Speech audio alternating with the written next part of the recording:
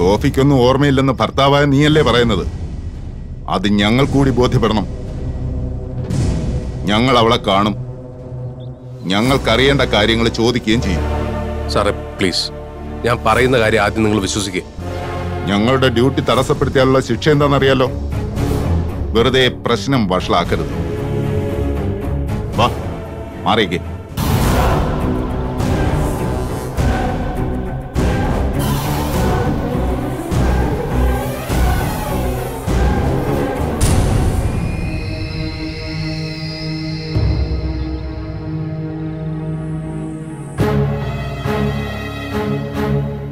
ഈ മിണ്ടാതിരിക്കലും നിന്റെ വിളച്ചിലാണെന്നൊക്കെ എനിക്കറിയാം.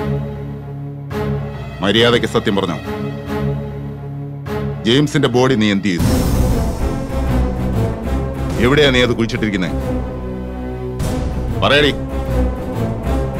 സത്യം പറഞ്ഞോ, ഇല്ലെങ്കിൽ നിന്നെ കൊണ്ട് പറയിപ്പിക്കാൻ എനിക്കറിയാം. സാറേ പ്ലീസ്, അവളുടെ അവസ്ഥ നിങ്ങൾ കണ്ടില്ലേ? ഇങ്ങനെയാണോ ഒരു രോഗിയോട് പെരുമാറുന്നത്? രോഗിയോ? ഇവളോ? ഇവള് പഠിച്ച കള്ളിയാ, അതുകൊണ്ടാ ഇങ്ങനെ ഇരിക്കുന്നത്. സാറേ കുറച്ച് മാന്യമായിട്ട് സംസാരിക്കണം. സാറിനെ പോലെ നിയമം നടപ്പാക്കേണ്ട ഒരാള് ഇങ്ങനെ പെരുമാറുന്ന കഷ്ടമാണ്. നീ എന്നെ പെരുമാറ്റച്ചട്ടമൊന്നും പഠിപ്പിക്കണ്ട. എനിക്കറിയാം ഒരു കേസിന്റെ ഇൻവെസ്റ്റിഗേഷൻ എങ്ങനെ കൊണ്ടുപോകണമെന്ന്. ദേവിയത് ഞാൻ പറയുന്നു സാറൊന്ന് മനസ്സിലാക്കുക. ഇവക്ക് ആവശ്യം റെസ്റ്റാണ്. ഏറ്റവും നല്ല ചികിത്സയാണ് ഞാനിപ്പോൾ കൊടുത്തുകൊണ്ടിരിക്കുന്നത്. അവളൊന്ന് റിലാക്സ് ആയിക്കോട്ടെ. ഞാൻ കൊണ്ടുവരാം സാറിന്റെ മുമ്പിൽ. നിന്റെ സഹായം എനിക്ക് വേണ്ടെങ്കിലോ? എന്നാ സാറിന് ഇഷ്ടമുള്ള പോലെ ചെയ്യും. പക്ഷേ ഒരു കാര്യം ഞാൻ പറഞ്ഞേക്കാം, സാറിന്റെ ഈ അഭ്യാസം കൊണ്ട് അവളുടെ അവസ്ഥയ്ക്ക് എന്തെങ്കിലും ഒരു മാറ്റം ഉണ്ടായാൽ ആ മാറ്റം അവൾക്ക് ഗുണമല്ല ചെയ്യുന്നതെങ്കിൽ എഴുതി വെച്ചോ, സാറിന് അതിനുള്ള തിരിച്ചടി കിട്ടിയിരിക്കും. നീ എന്ത് ചെയ്യും? അതെന്തിനാ സാർ അറിയുന്നത്? ഞാൻ മുമ്പും പറഞ്ഞിട്ടുണ്ടല്ലോ, ഞാൻ മുൻകൂട്ടി ഒന്നും പറയാറില്ലെന്ന്. ചെയ്ത് കഴിയുമ്പോഴേ എല്ലാവരും അറിയൂ. പേടിപ്പിക്കുന്നോടാ. കാണാതായിരിക്കുന്നത് എന്റെ സുഹൃത്താ. അവന്റെ ജീവന് ഞാൻ പകരം ചോദിച്ചിരിക്കും. ജെയിംസിന് കാര്യമായിട്ട് എന്തെങ്കിലും പറ്റിയിട്ടുണ്ടെന്ന് ഞാൻ വിശ്വസിക്കുന്നില്ല. ഒറ്റയ്ക്ക് ഇവക്ക് അയാളെ ഒന്നും ചെയ്യാൻ പറ്റില്ല. കൂടെ നീയും ഉണ്ടെങ്കിലോ? എനിക്ക് സാറിന് അവന്റെ പൊടി പോലും കിട്ടില്ല. പറയാനുള്ളതെല്ലാം ഞാൻ സാറിനോട് വിശദമായിട്ട് പറഞ്ഞു. എന്നിട്ടും സാർ ഇങ്ങനെ ചോദിക്കുന്നതാണ് എനിക്കൊട്ടും മനസ്സിലാവാത്തത്. സാറേ, ജെയിംസിനെ കണ്ടുപിടിക്കേണ്ടത് സാറിനെക്കാൾ ഇപ്പൊ എന്റെ ആവശ്യമാണ്. ഇവളെ രക്ഷിക്കാൻ അത് അത്യാവശ്യമാണെന്ന് സാറിന് അറിയാലോ. സാർ ഇപ്പൊ ചെല്ല്, ഞാൻ കൊണ്ടുവരാം അവളെ. ഇപ്പൊ പോണം പ്ലീസ്. ശരി, ഇപ്പൊ ഞാൻ പോകുന്നു. പക്ഷേ ഇനിയും വരും തെളിവുകളുമായിട്ട്. അന്ന് നിന്നെ അടക്കം പൊക്കും. അതൊന്നും വേണ്ടി വരില്ല സാറേ. അതിനു മുമ്പ് എല്ലാം കലങ്ങി തെളിയും.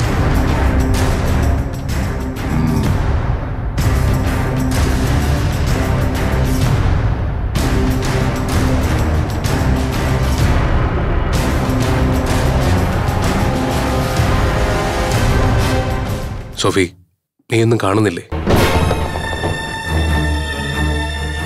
നീ എന്തെങ്കിലും ഒന്ന് പറയും.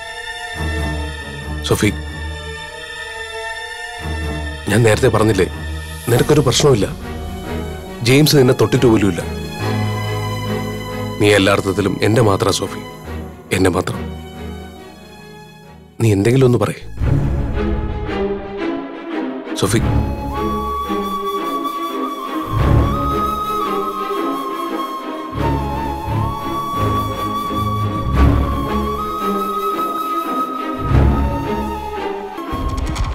ഇപ്പൊ പോയെങ്കിലും ആ എസ് ഐ വീണ്ടും തിരിച്ചു വരും. അയാളെ അങ്ങനെ അങ്ങ് അവഗണിക്കുന്നത് ബുദ്ധിയല്ലെന്നാ എനിക്ക് തോന്നുന്നത്. എനിക്കിതിൽ എന്ത് ചെയ്യാൻ പറ്റും? നമ്മുടെ മുമ്പിൽ ഇപ്പോ സോഫി മാത്രമേ ഉള്ളൂ. അവളെങ്ങനെയെങ്കിലും കേസിൽ നിന്നും അവളുടെ ഈ ഒരു അവസ്ഥയെന്നും നമുക്ക് തിരിച്ചെടുക്കണം. അതിനുവേണ്ടി ഞാൻ ശ്രമിക്കുന്ന. എന്നാലും എന്തായിരിക്കും ജെയിംസിന് സംഭവിച്ചിട്ടുണ്ടാവുക? സോഫി അയാളെ വെട്ടിയെന്നുള്ളത് നേരാ, പിന്നെ എന്ത് നടന്നു കാണും? എനിക്ക് രണ്ട് സാധ്യതകളാണ് തോന്നുന്നു. ഒന്നുകിൽ വെട്ടുകൊണ്ട ജെയിംസ് പാതി ജീവനുമായിട്ട് അവിടുന്ന് ഓടി രക്ഷപ്പെട്ട് കാണും. രക്ഷപ്പെട്ടു പോകുന്ന വഴിക്ക് അവൻ ഏതെങ്കിലും സ്ഥലത്ത് വീണ് കാണും. തൽക്കാലം അവൻ എവിടെയാന്ന് കണ്ടുപിടിക്കാൻ പ്രയാസം. അപ്പൊ രണ്ട്, അവൻ മരിച്ചു കാണും. അങ്ങനെയെങ്കിൽ ബോഡി എവിടെ? സോഫിക്ക് എന്തായാലും ഒറ്റയ്ക്ക് ആ ബോഡി കൊണ്ടുപോയി മറവ് ചെയ്യാൻ പറ്റുമെന്ന് ഞാൻ വിചാരിക്കുന്നില്ല. അത് സാധിക്കുന്ന കാര്യമല്ല ഒരു പെണ്ണിനെ സംബന്ധിച്ചിടത്തോളം. നമുക്കങ്ങനെ തീർത്ത് പറയാൻ പറ്റില്ല.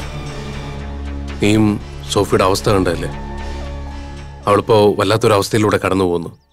ജെയിംസിനെ വെട്ടിയത് നോർമലായിട്ടുള്ള സോഫിയല്ല. അതുകൊണ്ട് ബോഡി മറവ് ചെയ്യുന്നൊന്നും അവൾക്കൊരു വിഷയമുള്ള കാര്യമല്ല. ജോസൂട്ടി അങ്ങനെ വിശ്വസിക്കുന്നതാണോ പറഞ്ഞു വരുന്നത്? വിശ്വസിക്കുന്നു എന്നല്ല, അങ്ങനെ ഒരു സാധ്യതയും കൂടി നമ്മൾ തള്ളിക്കളയാൻ പാടില്ല. ജെയിംസ് മരിക്കണമെന്ന് ഞാനടക്കം എല്ലാവരും ആഗ്രഹിച്ചിട്ടുണ്ട്. പക്ഷേ ഇപ്പൊ എനിക്കങ്ങനെ ചിന്തിക്കാനേ പറ്റുന്നില്ല. അയാൾ എങ്ങനെയെങ്കിലും തിരിച്ചു വരണമെന്ന ഇപ്പൊ എന്റെ പ്രാർത്ഥന. അത് മറ്റൊന്നിനു വേണ്ടിയിട്ടല്ല. കേസിൽ നിന്ന് സോഫി എങ്ങനെയെങ്കിലും രക്ഷപ്പെടണം. എത്രയും പെട്ടെന്ന് നിങ്ങൾക്കിടയിൽ സന്തോഷമുള്ളൊരു ജീവിതം ഉണ്ടാവണം. അതൊക്കെ വെറും ആഗ്രഹമായിട്ട് ബാക്കിയാവുന്ന എന്റെ പേടി. നീയും കാണുന്നതല്ലേ, ഓരോന്ന് കഴിയുമ്പോഴേക്കും ഓരോന്നായിട്ട്. ദൈവങ്ങളും ഞങ്ങൾക്കെതിരാപ്പോ. അങ്ങനൊന്നും ചിന്തിക്കണ്ട. നമ്മളെല്ലാരും പേടിച്ചിരുന്ന വലിയൊരു പ്രശ്നം പെട്ടെന്ന് അവസാനിച്ചില്ലേ? അതുപോലെ ഇതൊങ്ങ് തീരുന്നേ, എല്ലാം ശരിയാവും. ഞാനും അതിനുവേണ്ടി പ്രാർത്ഥിക്കുന്നു. ശരിയാവും, ശരിയാവണമല്ലോ. അതിനുവേണ്ടിയാണല്ലോ ഈ ഭാരം മുഴുവൻ ഒറ്റയ്ക്ക് ചുമന്നുകൊണ്ട് നടക്കുന്നത്. ജെയിംസുമായിട്ട് ബന്ധപ്പെട്ട നമ്മുടെ മുഴുവൻ സംശയങ്ങൾക്കും ഉത്തരം നൽകാൻ കഴിയുന്ന ആളാ ഇപ്പൊ ഈ മൗനത്തിലിരിക്കുന്നത്. മൗനം വിട്ട് സോഫി എന്നായിരിക്കും പുറത്തു വരിക? അതിനുവേണ്ടിയുള്ള കാത്തിരിപ്പില്ല ജോസൂട്ടി ഞാൻ. എനിക്ക് എത്രയും പെട്ടെന്ന് ആ പഴയ സോഫിയെ കാണണം. എത്രയും പെട്ടെന്ന് അവൾക്കതിന് പറ്റട്ടെ എന്നല്ലേ നമുക്ക് പ്രാർത്ഥിക്കാൻ പറ്റൂ. എല്ലാം ശരിയാവും. അതുവരെ കാത്തിരിക്കാനല്ലേ നമുക്ക് പറ്റൂ, എല്ലാം ഒന്നും ചെയ്യാനില്ല.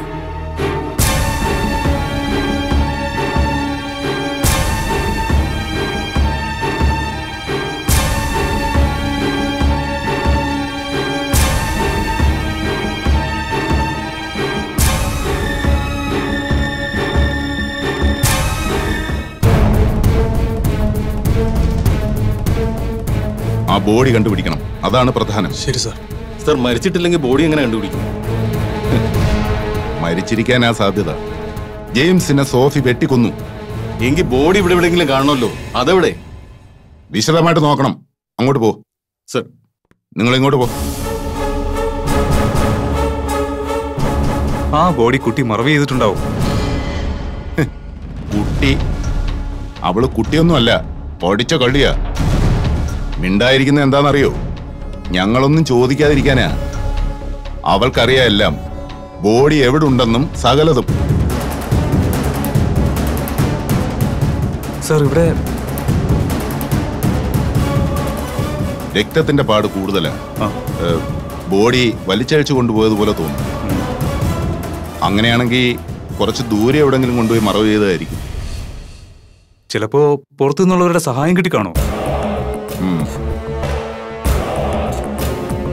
പുറത്തു നിന്നെന്ന് പറയുമ്പോ സോളമന് സഹായിക്കാമല്ലോ. ജെയിംസ് അയാളെയും കൂടി ശത്രുവാണെന്നുള്ള കാര്യം നമ്മൾ മറന്നു പോകരുത്. ഭാര്യയും ഭർത്താവും കൂടി ഒരുമിച്ച് ചെയ്ത ബോധപൂർവമായ ആസൂത്രിതമായ കൊലപാതകം. എന്നാ പിന്നെ സോളമനെ പൊക്കി ചോദ്യം ചെയ്താ പോരെ? അതിന് തെളിവില്ലല്ലോ.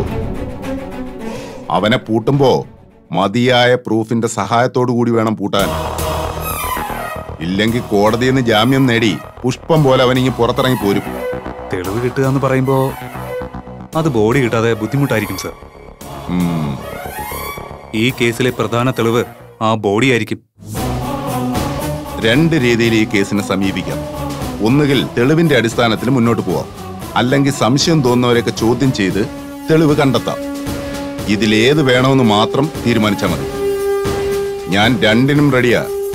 രണ്ടാമത്തെ വഴി വേണ്ട സാറേ, നമുക്ക് ഒന്നാമത്തെ റൂട്ടിൽ പോയാൽ മതി. അതിലാത്രല്ലേ? അതാ ഞാൻ പറഞ്ഞത്, ബോഡി കിട്ടുന്നത് വരെ യാതൊരു മൂവ്മെന്റും നടത്താൻ പറ്റില്ലെന്ന്. ആദ്യം ബോഡി, പിന്നെ അറസ്റ്റ്.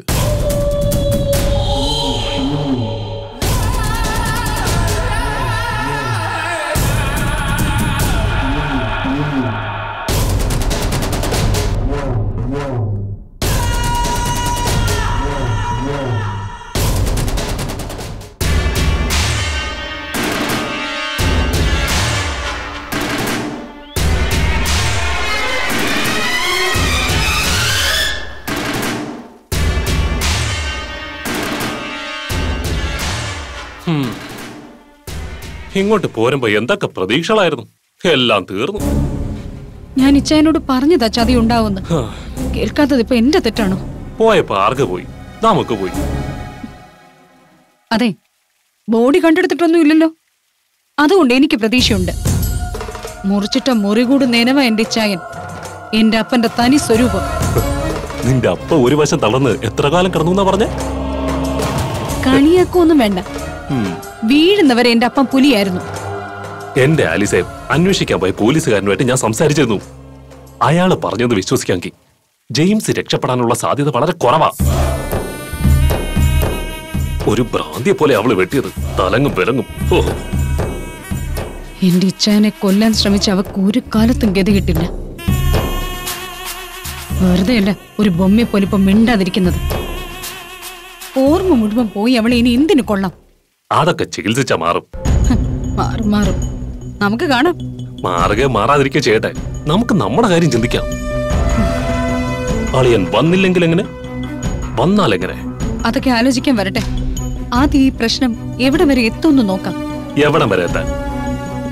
അളിയനെ കൊല്ലാൻ ശ്രമിച്ച കേസിൽ സോഫി എന്തായാലും പോലീസ് അറസ്റ്റ് ചെയ്യും. അറസ്റ്റ് ചെയ്താലും കേസ് തള്ളിപ്പോയാനാ സാധ്യത. സ്വയരക്ഷയ്ക്ക് വേണ്ടിയാ ചെയ്തതെന്ന് പറഞ്ഞാൽ കോടതി അത് മനസ്സിലാക്കും. പോരാത്തതിന് പെണ്ണും. അപ്പോഴും ബാക്കിയാവുന്നതേ നമ്മുടെ കാര്യങ്ങളാ. അളിയൻ മരിച്ച ഈ സ്വത്ത് മുഴുവൻ ഒപ്പിച്ചെടുക്കാന്ന് ഞാൻ കരുതിയത്. ഇപ്പൊ അതിനും ഉണ്ടല്ലോ ഒരു തടസ്സം. ഈ നേരത്തെങ്കിലും അങ്ങനൊന്നും ചിന്തിക്കാതെ മനുഷ്യ. സ്വത്തിനേക്കാൾ വലുതാ ഇപ്പൊ എനിക്ക് എന്റെ ഇച്ചായൻ. നിനക്ക് എന്ന് മുതൽ തുടങ്ങി സഹോദര സ്നേഹം? അതൊക്കെ ഉണ്ടായിരുന്നു. എത്രയൊക്കെ ദേഷ്യം ഉണ്ടെന്ന് പറഞ്ഞാലും ചോര ചോര എന്നതാവില്ലല്ലോ. എന്താന്ന് ദാഹിക്കുന്നു പറയുമായിരുന്നു. ആ, എന്നാ പോയി എടുത്ത് കുടിക്ക്. വെറുതെ മനുഷ്യനെ മെനക്കെടുത്താതെ. എന്തേ പോകുന്നില്ലേ? പോവായി. എന്നാ പോയട്ടെ. കുടിച്ചു കഴിയുമ്പോ കുറച്ച് വെള്ളം എനിക്കോട് കൊണ്ടുപോവാ. ഭയങ്കര ദാഹം. ഓ, കൊണ്ടുവരാം.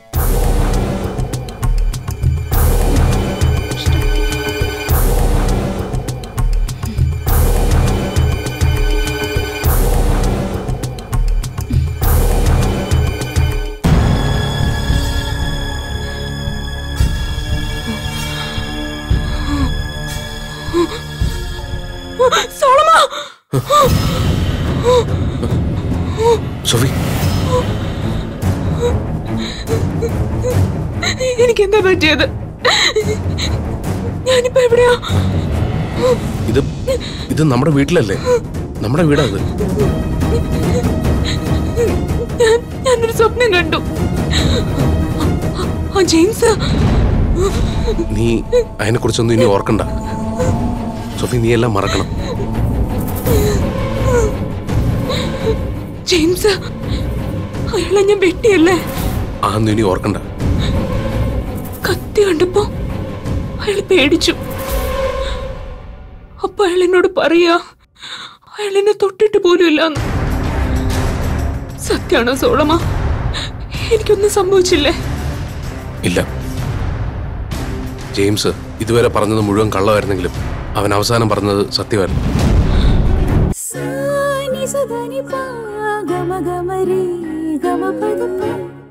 ജെയിംസ് ഇതുവരെ പറഞ്ഞത് മുഴുവൻ കള്ളമായിരുന്നെങ്കിലും അവൻ അവസാനം പറഞ്ഞത് സത്യമായിരുന്നു.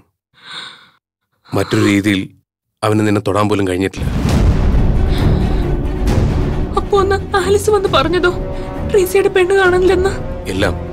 എല്ലാം കള്ളമായിരുന്നു. അത് എല്ലാരും ചേർന്ന് നടത്തിയൊരു നാടകമായിരുന്നു. ജെയിംസിന്റെ ചതിക്ക് ഡോക്ടർ അടക്കം കൂട്ടുന്നു. പക്ഷെ ഇപ്പൊ എല്ലാ സത്യവും പുറത്തു വന്നു. നമുക്ക് നഷ്ടപ്പെട്ടു എന്ന് കരുതിയ നമ്മുടെ ജീവൻ നമുക്ക് തിരിച്ചു കിട്ടി.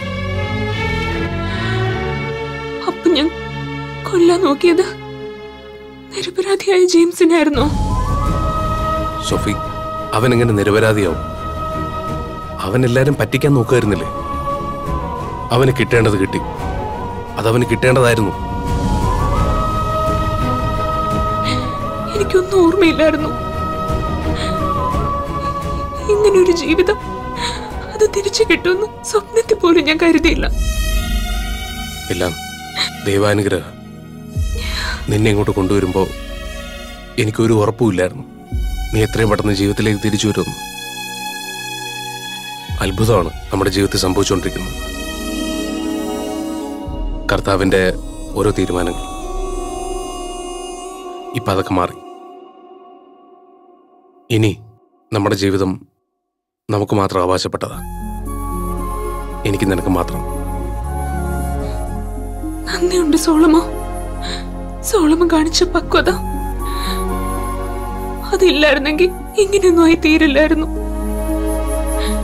ഞാൻ എന്തൊക്കെ തരത്തിൽ സോളമനെ വേദനിപ്പിച്ചു, കുറ്റപ്പെടുത്തി. പക്ഷെ എല്ലാം സഹിച്ച് ക്ഷമിച്ച് എനിക്ക് വേണ്ടി സോളമൻ കാത്തിരുന്നു. ഈ കടപ്പാട് ജീവിതകാലം മുഴുവൻ എനിക്കുണ്ടായിരിക്കും.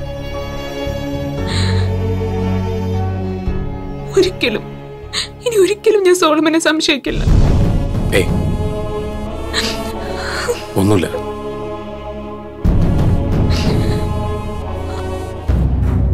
കർത്താവിനോട് എങ്ങനെ നന്ദി പറയണമെന്ന് എനിക്കറിയില്ല.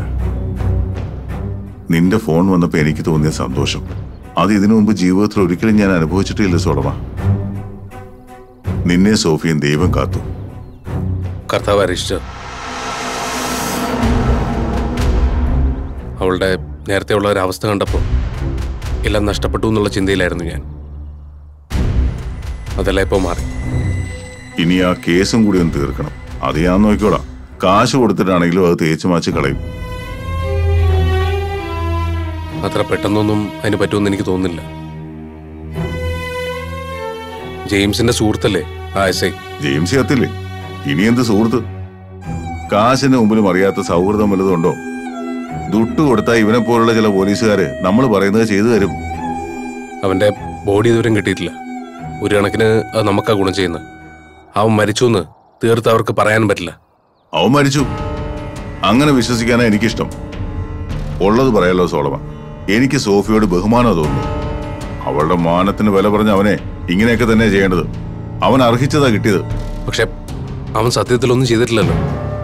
സോഫിക്കൊന്നും സംഭവിച്ചിട്ടില്ല എന്നുള്ള കാര്യം മനസ്സിലാക്കിയിരുന്നെങ്കിൽ അവൾ ഇങ്ങനെ ഒരു സാഹസത്തിന് ഇറങ്ങിത്തിരിക്കില്ലായിരുന്നു. എല്ലാവൻ ചോദിച്ചു വാങ്ങിയതല്ലേ. എന്നാലും നമുക്ക് പറ്റിയൊരു മണ്ടത്തരം. ഒന്നുകൂടി വേറെ ഏതെങ്കിലും ആശുപത്രി കൊണ്ട് ടെസ്റ്റ് ചെയ്തിരുന്നെങ്കിൽ സത്യം നേരത്തെ മനസ്സിലാക്കായിരുന്നു. ആ നടക്കാനുള്ളത് നടന്നു. പോയപ്പോ ആർക്ക് പോയി? ജെയിംസിന് പോയി. കുടുംബം കലക്കാൻ നോക്കുന്ന സകല അവന്മാർക്കുള്ള പാഠമാ ജെയിംസ്. ഇനിയെങ്കിലും ഞാൻ ആഗ്രഹിച്ച പോലൊരു ജീവിതം ജീവിക്കണം. അതുണ്ടാവും. നിന്റെ പരീക്ഷണ കാലമൊക്കെ കഴിഞ്ഞു. ഇനി എല്ലാ സൗഭാഗ്യങ്ങളും നിങ്ങൾക്കുണ്ടാവും. സോഫിയ അതെന്നെ പറയുന്നു. ഇനി എന്തായാലും ഞങ്ങളെ ശല്യം ചെയ്യാൻ ആരുമില്ല. എന്റെ അഭിപ്രായം ഞാൻ പറയാം. പറ്റില്ലെന്ന് പറയരുത്. നടക്കാനുള്ളത് നടന്നു. ഇതൊരു രണ്ടാം ജന്മമാണല്ലോ. എല്ലാം തീർന്നു എന്ന് കരുതിയെടുത്തെന്ന് നീയും സോഫിയും പിടിച്ചു കയറി. ഭാഗ്യം എന്നൊക്കെ പറയാമെങ്കിലും നിങ്ങളുടെ സ്നേഹവും പരസ്പരമുള്ള വിശ്വാസവും കഠിനാധ്വാനവുമാണ് എല്ലാം നേരെയാക്കി തന്നത്. അതിന് ഈശ്വരനോട് നന്ദി പറയുന്നതിനൊപ്പം എത്രയും പെട്ടെന്ന് ഞങ്ങൾക്ക് എല്ലാവർക്കും ഒരു ട്രീറ്റ് കൂടി തരണം നിന്റെ ചെലവിൽ. അതൊക്കെ എപ്പോ വേണം? ജെയിംസിന്റെ പ്രശ്നങ്ങളൊക്കെ തീർന്നിട്ട് പോരെ? അത് തീർന്നല്ലോ. ഇനി അവന്റെ ശവം കിട്ടിയെന്ന് തന്നെ വെക്കും. ആ കുറ്റം ഞാൻ ഏറ്റെടുത്തോളാം. അവർക്കൊരു പ്രതിയെ വേണം. അത് ഞാനായിക്കോളാം.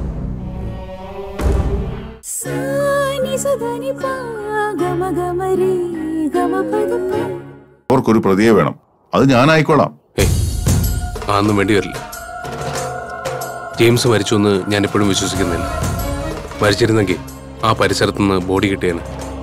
ജെയിംസിനെയൊക്കെ ഇനി മാറ്റി നിർത്തി സോളമ. അവൻ ജീവിക്കോ മരിക്കോ ചെയ്യട്ടെ. ഇത് നമുക്ക് ആഘോഷിക്കാൻ ദൈവമായിട്ട് തന്ന അവസരമാണ്. നമ്മളത് നഷ്ടപ്പെടുത്തരുത്. പപ്പയുടെ ആഗ്രഹം അങ്ങനെയാണെങ്കിൽ ഞാൻ വേണ്ട ചെയ്യാം.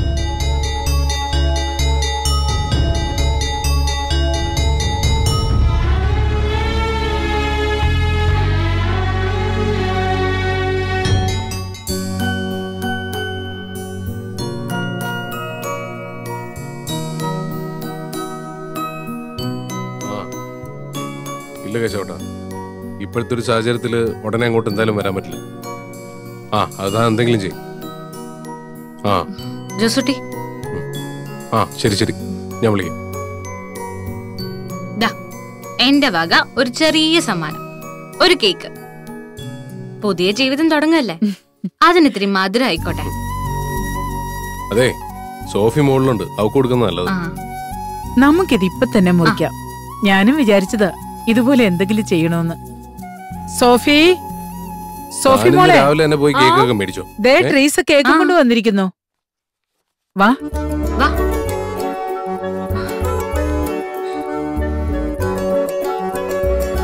Wish you a very happy and successful married life. അതിന് ഇന്നാണോ കല്യാണം നടന്ന ദിവസം? കെട്ട് നടന്നു നിന്നല്ലെങ്കിലും പ്രശ്നങ്ങളൊന്നും ഇല്ലാതെ നിങ്ങളുടെ ശരിക്കുള്ള ജീവിതം തുടങ്ങുന്നത് ഇന്നല്ലേ? അപ്പൊ ഇന്നാണ് ആ ദിവസം. എന്തൊക്കെ പുകിലായിരുന്നു. ദൈവം തമ്പുരാൻ സഹായിച്ച് എല്ലാം അങ്ങ് അവസാനിച്ചു. നിങ്ങളുടെ ജീവിതത്തില് ഒരു പരീക്ഷണവും ഉണ്ടാവില്ല.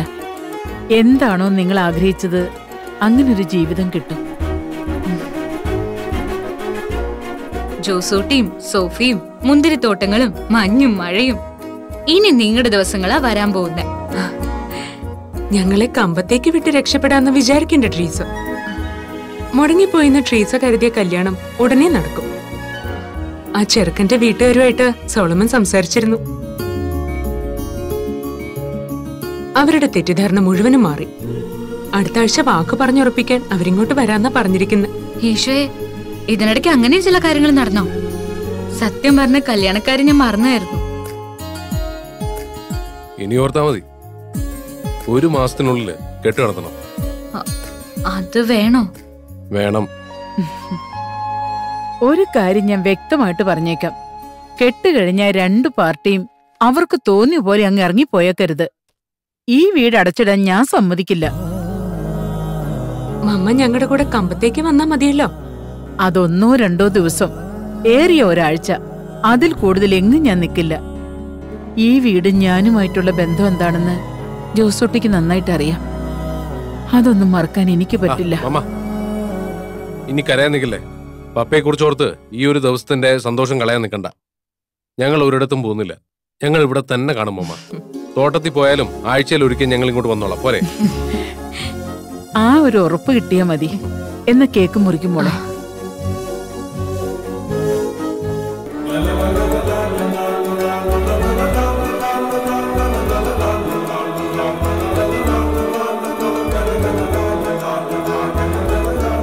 മമ്മിക്കോട് വാങ്ങിയാക്ക് തരാം. ഈ ഒരു നിമിഷത്തിന്റെ സന്തോഷവും സമാധാനവും എന്നും നിങ്ങളുടെ ജീവിതത്തിൽ ഉണ്ടാവട്ടെ. ഇനി ഒരു ശല്യവും നിങ്ങളെ ബാധിക്കാതിരിക്കട്ടെ.